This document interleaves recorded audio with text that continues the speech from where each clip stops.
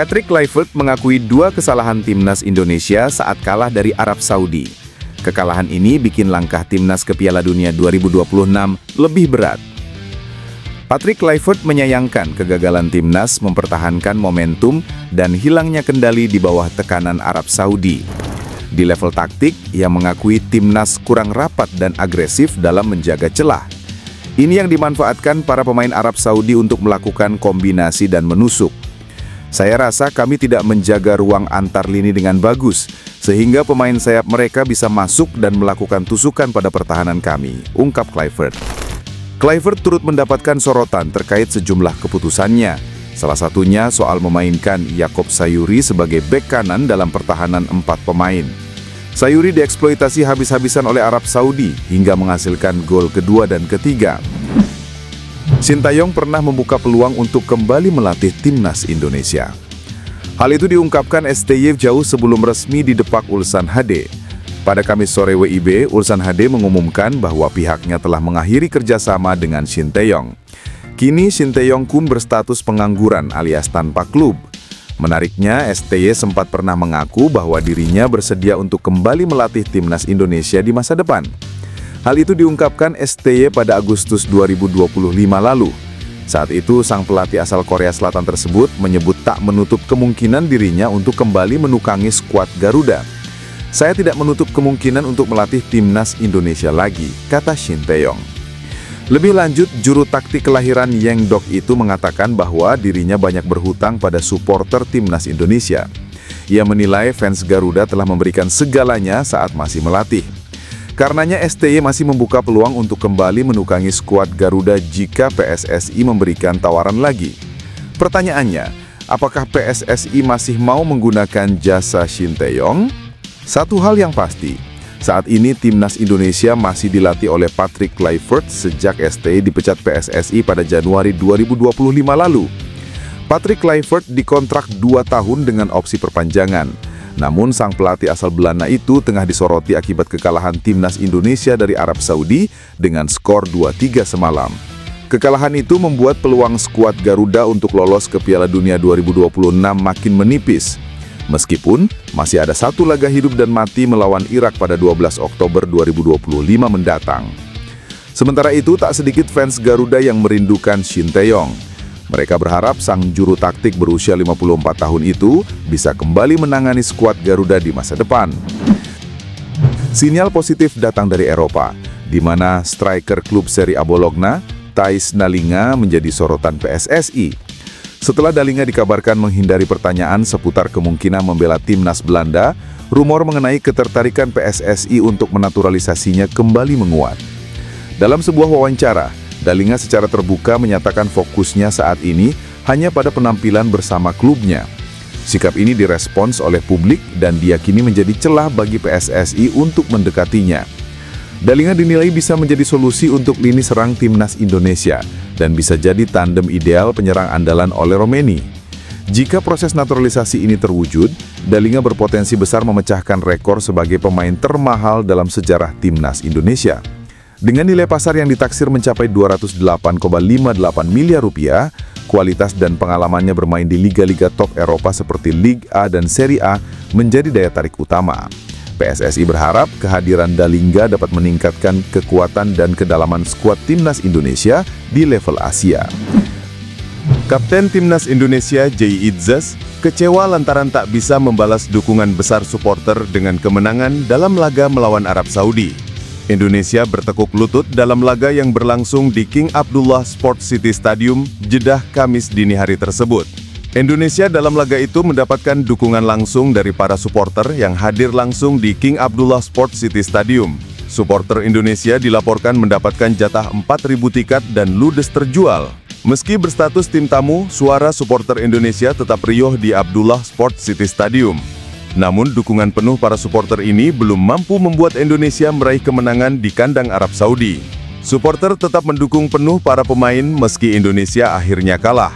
Itzes menilai supporter Indonesia salah satu yang terbaik di dunia. Ia meminta maaf belum bisa membalas dukungan besar ini dengan hasil yang baik di lapangan. Kami memiliki supporter terbaik di dunia. Semua orang di tim berterima kasih atas dukungan mereka, ujar Itzes. Sebagaimana diketahui, Indonesia kalah 2-3 dari Arab Saudi pada laga ronde keempat Grup B kualifikasi Piala Dunia 2026 zona Asia. Mentrapora RI yang juga Ketua Umum PSSI Erick Thohir ingin para pemain timnas Indonesia segera bangkit usai kalah dari Arab Saudi. Meski kalah dari Arab Saudi, timnas Indonesia masih memiliki peluang untuk lolos ke Piala Dunia 2026 baik secara langsung maupun lewat playoff. Untuk itu, Erick Thohir meminta agar para pemain timnas Indonesia bisa segera bangkit dan melupakan kekalahan dari Arab Saudi. Timnas Indonesia harus mengakui keunggulan Arab Saudi dengan skor akhir 2-3. Bukan hasil yang diinginkan, timnas Indonesia telah berjuang sekuat tenaga, ucap Erick Thohir. Kekalahan dari Arab Saudi membuat Indonesia menempati posisi ketiga klasemen Grup B dengan poin 0 dari 1 pertandingan yang dijalani. Sementara Arab Saudi kini memimpin klasemen Grup B dengan torehan 3 poin dari 1 laga yang telah dilakoni. Mantan pelatih timnas Indonesia Shin Tae-yong sudah memberi peringatan kepada Patrick Kluivert sebelum skuad Garuda takluk dari Arab Saudi. Pada Kamis dini hari waktu Indonesia Barat, timnas Indonesia tumbang dari Arab Saudi dengan skor tipis 2-3 dalam laga pertama Grup B putaran keempat kualifikasi Piala Dunia 2026 zona Asia. Kekalahan itu pun menuai reaksi dari kalangan fans Garuda. Tak sedikit dari mereka yang mengkritik pelatih timnas Indonesia Patrick Kluivert karena strategi dan keputusannya dalam memilih pemain di laga tersebut. Sementara itu, jauh sebelum pasukan Garuda kalah dari The Green Falcons, Patrick Kluivert secara tidak langsung sempat diingatkan oleh mantan pelatih timnas Indonesia Shin Tae-yong. STY memberikan pesan tersebut pada Juni 2025 lalu. Saat itu Shin Tae-yong mengingatkan agar seluruh elemen di timnas Indonesia termasuk tim kepelatihan agar benar-benar menyiapkan cara bagaimana melawan Arab Saudi dan Irak di putaran keempat. Menurut pelatih asal Korea Selatan itu, hal pertama yang harus dilakukan Patrick Kluivert CS adalah memetakan kekuatan lawan dan menganalisisnya. STY meyakini, jika Patrick Kluivert CS dapat menganalisis setiap pertandingan tim Timur Tengah dengan baik, maka skuad Garuda akan mengetahui cara untuk membobol pertahanan lawan. Terlepas dari hal itu, timnas Indonesia selanjutnya akan melawan Irak pada 12 Oktober di stadion yang sama. Kemenangan menjadi harga mati bagi skuad asuhan Patrick Kluivert bila ingin menjaga peluang lolos ke Piala Dunia 2026. Kiper timnas Indonesia Maarten Paes mengaku bahwa laga putaran keempat kualifikasi Piala Dunia 2026 ini momen penuh makna buatnya. Untuk itu, ia berjanji akan mengerahkan kekuatan terbaiknya agar skuad Garuda raih kemenangan. Timnas Indonesia akan menghadapi putaran keempat kualifikasi Piala Dunia 2026 zona Asia melawan Arab Saudi dan Irak. Ini menjadi pertandingan penting buat skuad Garuda apabila ingin lolos ke putaran final Piala Dunia 2026. Untuk itu, jelang menghadapi laga penting ini, Maarten Paes pun memberikan kabar baik. Pemain FC Dallas tersebut mengaku sudah pulih dari cedera dan siap membela tim merah putih dalam putaran keempat ini. Maarten Paes mengatakan bahwa laga putaran keempat kualifikasi Piala Dunia 2026 ini menjadi salah satu momen paling berharga dalam karirnya bersama timnas Indonesia. Pasalnya, tim yang berhasil finish di posisi puncak klasemen Grup B nantinya yang berharap lolos ke Piala Dunia 2026. Oleh karena itu, pemain berusia 27 tahun ini mengaku laga kontra Arab Saudi dan Irak ini menjadi laga paling penting buat skuad Garuda dan dirinya. Itu akan berarti segalanya. Itu akan menjadi momen yang benar-benar penuh makna, ujar Maarten Paes.